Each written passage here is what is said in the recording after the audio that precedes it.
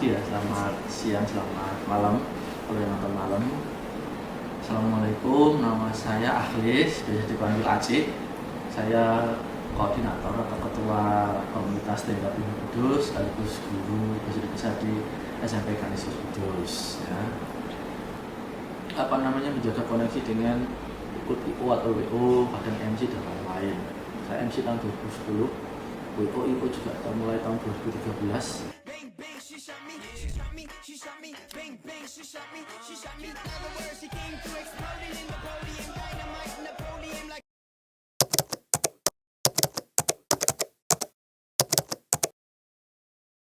Sangat penting sekali karena itu merupakan medium alat kita berkomunikasi.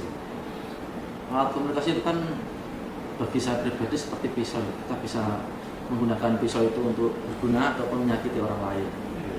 Di dalam komunitas dan pendidikan juga sama kayak gitu. Bagi saya pribadi, kapan saya harus memotong sesuatu yang bisa jadikan bermanfaat, bisa jadi untuk yang sesuatu yang memang menyakiti. Nah, kadang-kala bahasa itu menyakiti tanpa kita sadari. Misalkan ya, dalam suatu ketika kita nggak tahu keadaan teman-teman atau keadaan murid-murid ya pagi hari, meskipun kita sudah nyapa bagaimana kabar dan lain-lain, kita mencoba berkomunikasi, ada yang mungkin berarti kok begini ngomongnya ya itu kita nggak tahu. Nah itu makanya pisau bermata dua. Tapi bagi saya sendiri, kita ambil yang positifnya. Pisau itu bisa untuk memotong sesuatu ya. Di dalam bahasa itu bagaimana cara kita memanfaatkan pisau tersebut. Nah di dalam komedi, kayak gini ya. Jadi di dalam kelas nggak mungkin datar ya kan kayak gitu. Nah kemudian selain intonasi juga kita juga harus memanfaatkan realitas murid-murid, nah, gitu ya. Lalu kita setelah itu bisa mengulik-ulik bagaimana sih murid tersebut kita bisa jadikan bercandaan di kelas, dalam arti bukan menjatuhkan ya, tapi kita membuat suasana lebih ceria. Pendidikan dan komedi itu saya sinkronkan. Bagaimana ketika di panggung, ya kan? Bahkan di panggung saya bisa bahas pendidikan atau murid saya atau guru saya dan lain-lain. Bahkan di dalam kelas saya juga bisa membahas materi-materi yang sudah pernah saya dengar, lihat atau sampaikan. Gitu. Tentunya keduanya harus senternya atau posisinya di audiens. Gitu. Komedian itu menyesuaikan kosakata, tempo dan lain-lain. Ya. Kalau guru bisa menyesuaikan itu, kita kan tahu kalau kita boros kata, ya kan, kita nggak mungkin bisa menyampaikan secara maksimal. Kalau istilah sekarang itu yaping itu apa? Ya itu ya, itulah. Jadi kalau kita nggak konsep atau kosakata dari murid atau mungkin dari bahasa komedi sekarang yang viral, kita nggak akan paham atau menjembatani komunikasi kita.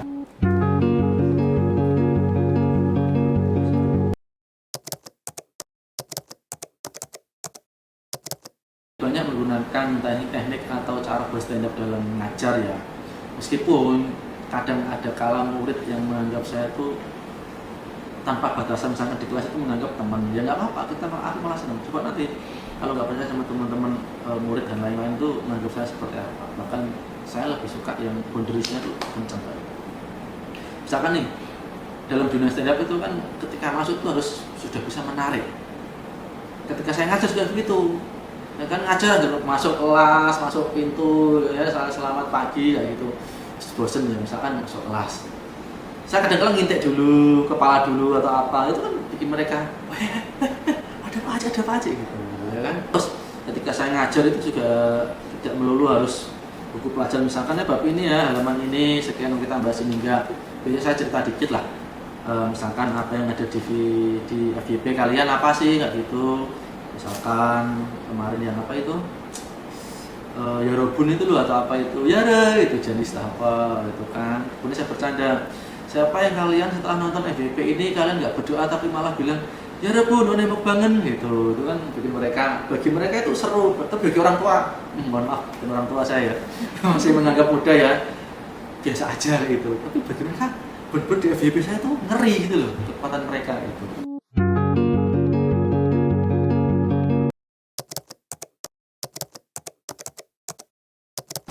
Perbedaan itu pasti ada, ya kan, interaksi di satu kelompok ini ya gitu. Bahkan kemarin saya nonton sekilas YouTube-nya Panji itu tentang public speaking, kalau anak ngomong sama anak-anak atau murid itu seperti apa, ngomong sama orang dewasa seperti apa, nah, itu ada perbedaannya. Kalau ngomong sama murid itu yang memang harus kita into ke mereka, ya kan, kita kadang sesekali menjadi sok pintar atau mereka yang lebih pintar nggak apa-apa kayak gitu. Kalau saya serap sendiri ya kayak gitu. Kalau di komunitas guru kan biasalah kita hanya formalitas, apalagi kalian nanti kalau dikerja di kantor di WA itu pasti kalian menggunakan emot, ya kan? Kalau kalian WA guru, dosen juga ya kan? Ya itulah bahasa-bahasa yang meskipun sekedar gini itu kan maknanya banyak gitu loh. Gini ada kepala sekolah atau apa kasih instruksi yang gini doang ces. Bahasa-bahasa seperti itu kan kita gunakan. Di komunitas guru ya lebih formal, lebih sopan santun dan lain. Kalau di komunitas Jenderal Peni Kudus dan komunitas-komunitas lainnya mungkin bisa lebih cair lah kayak gitu. Nah ngobrol di sini misalkan ngobrol ya kan, ambil apa bahas apa gitu. Tapi beberapa kali sering saya ingatkan kalau misalkan kita ngobrol sesuatu ya saya lagi lah gitu. Setelah selesai baru kita ngobrol. Kalau kita konten ya. Terus biasanya kita ngecengin lah kalau bahasa sini, ngecengin apa yang kisah mereka yang bisa jadi tragedi dan komedi kayak gitu ya. Kemarin misalkan ada tuh kemarin lucu. Kita lagi ngobrol nih, orang anggota lain tuh ngechat tapi salah kirim. Dia ngirim ke pacarnya. Misalkan ini nggak sebut saya nama ya. Dia ngechat kebetulan yang salah kirim di depanku. Ini apa sih ini salah ngechat? Aku tak ngalor ya yang gitu. Ngalor itu istilahnya kalau bahasa kami kan kita tahu konteksnya ya. Bahwa si cowok itu pengen ngapelin ceweknya. Ngalor mungkin dia ke utara ke tempat cewek tersebut. Hanya diguasain kalau ada apa-apa dia gak ngalor gitu kan. Ya mungkin ada yang relate kayak gitu salah cadangnya. Itu kan gak ngalor itu teman-teman di grup langsung gitu. Ya. Terus kalau misalkan di komunitas yang lain lah, misalkan wali murid dan lain-lain ya sopan lah biasa, penuh basa-basi. Selamat pagi, kami menginformasikan bahwa besok membawa ini untuk ini ya. Seperti mungkin dosen atau apa kalian atau ada surat dari kampus terus di-share ke mahasiswa. Ini mahasiswa lebih cair ya bahasanya. Kalau di sekolah mungkin lebih menjaga ya basa-basi dan formalitas.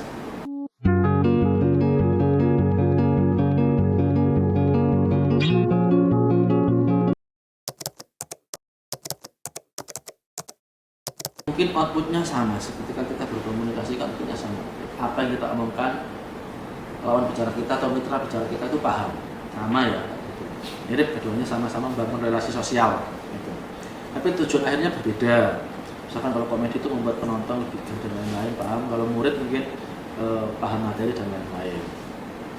Memang fungsinya humor itu kan afektif ya, gitu, mengurangi jarak, menciptakan rasa kebersamaan dan lain-lain. Kemudian sebagai salah satu identitas kelompok atau identitas pribadi seseorang kayak gitu. Kalau pendidikan lebih arah ke kognitif, ya kan. Kalau mungkin di komunitas lain atau sudah komedi mungkin lebih ke pragmatisnya, mungkin membuat orang ketawa kayak gitu. Namun di level pragmatif tadi itu ada sesuatu yang harus kita perketat ya gitu. Misalkan saya nyata di sini ya, nyontoh istilah-istilah dalam linguistik mungkin ada presuposisi, implikatur ya kan, dan retoris dan lain-lain tuh di dalam komedi itu humor bisa menjadi pintu masuk yang sangat luas sekali ya. Celah-celah linguistik seperti bahasa kan. Dengan bahasa seperti itu pemaknaan orang lain akan berbeda-beda. Itulah pentingnya kita berlinguistik yang sesuai konteks ya. Di satu sisi mungkin benar, di satu sisi ada kelirunya. Kemudian fungsi linguistiknya juga sama. Mirip-mirip lah, memang kedekatan tadi, tapi tujuannya berbeda. Kemudian kalau kita bisa menggabungkan keduanya secara bijak ya, hasilnya di satu sisi pembelajaran akan lebih menarik, meskipun kadang boundaries kita kadang kelewat batas misalkan itu, tapi nggak apa-apa.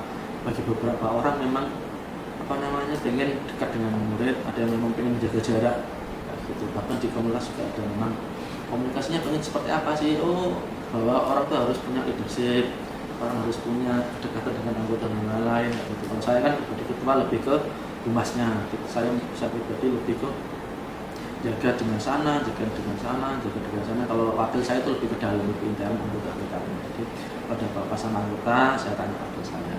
Kalau saya hubungan kemarin roasting Belinda dan lain-lain itu kan saya yang koordinasi dengan pihak luar. Gimana caranya dengan pejabat dan lain-lain, itu kan butuh komunikasi yang dijaga. Nggak harus seperti teman sendiri, meskipun kenal dengan beberapa orang kan kita nggak bisa semena-mena posisi kok nggak dijawab, nggak bisa dong kayak gitu. Mereka sudah punya level komunikasi yang bertingkat ya, kita harus WA siapa, kita harus komunikasi dengan.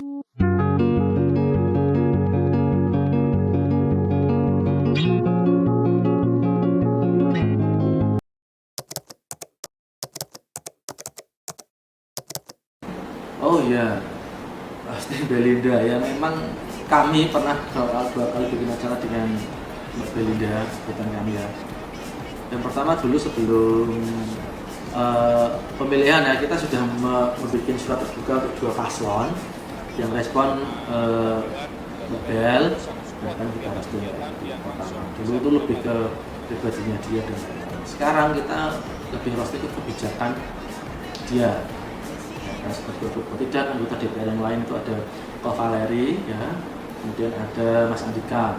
Mas Andika itu anggota DPR RI dari Davi Kudus, dia menggantikan Bapak Nusron Wahid. Kalau yang Ko Valeri itu dia memang anggota DPR Kudus.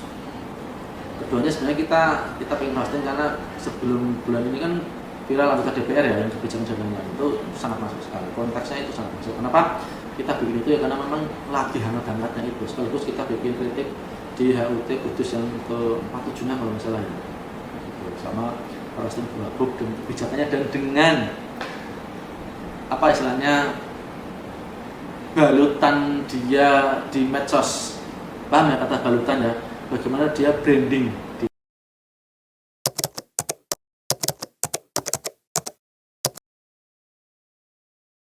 Sekarang eranya digital ya, semua bahasa bisa masuk tanpa filter.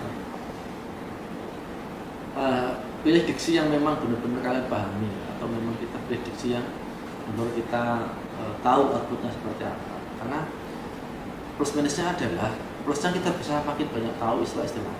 Minusnya adalah ketika kita semakin nggak tahu konteksnya, atau kita hanya sekedar mengucap ya ping dan lain tadi ya, itu malah bisa membuat branding kita atau balutan kita di medsos atau di serial itu berubah Pak. Maka nggak tahu ini disensor apa enggak ya. Seringkali diksi yang menurut saya bisa dimaknai plus sama negatif. Kapan plusnya, kapan negatifnya, tentu sesuai konteks keadaan. Nah, mungkin dong, misalkan kita ngomong sama dosen atau siapa yang lebih tua atau guru, istilah lain yang mungkin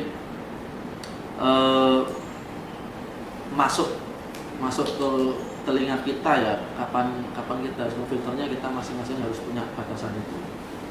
Karena bahasa itu merupakan ya gerbang pertama kita berkomunikasi. Makanya ada istilah apa ya, ajening diri saka lati, itu kan saka dari lidah kita ya. Kalau kita di Muslim, kepercayaan kita kami itu hal yang tertajam di dunia adalah